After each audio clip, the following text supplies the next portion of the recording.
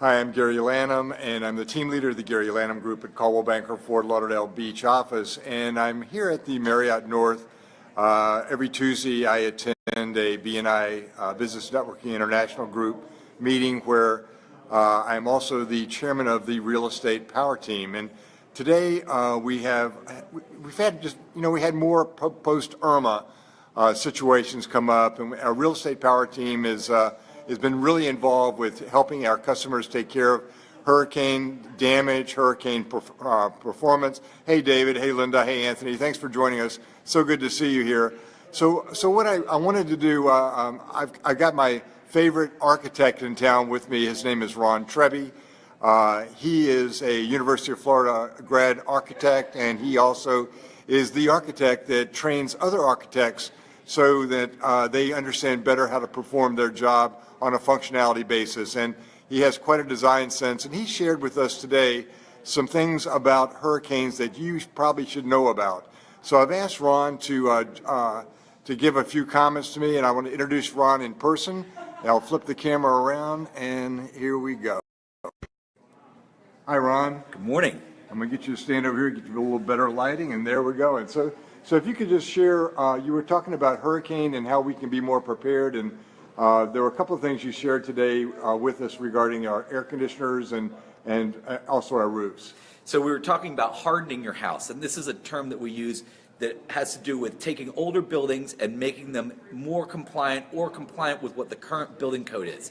The current building code is designed to support houses and buildings to last through a storm at 120 or 130 miles an hour.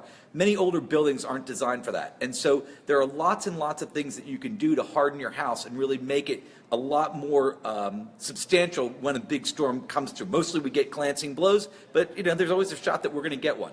So the most obvious thing you can do is to put in impact windows and doors.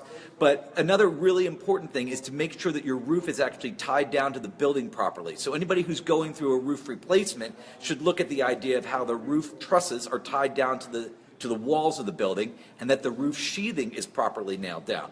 So that's just part of a re-roof. But then the thing that Gary was mentioning is this idea about raising the level of your air conditioning unit, and if you have a generator, raising it to at least the level of your finished floor. And the idea with that is that if it's sitting below the finished floor, it could choke out from just rising water flooding before you'd ever have water in the house. And now all of a sudden you've got this great piece of equipment that doesn't do you any good. So those are some basic ideas of some things you can do to harden your house. And if you'd like to talk about it some more, I'm always happy to talk to people about this. I'm Ron Trebbi, and I'm the architect for this group. So Ron, just before we go, I want to ask you a couple of questions if you don't mind. So there's been a lot of pausing and hesitation in the real estate market. Some people have suggested that people aren't going to move here as much as they have in the past, and I'm certainly not seeing that in my business. What is your prediction, if you will, as far as how people will view South Florida and coastal areas in general with the intensity of storms we're now seeing?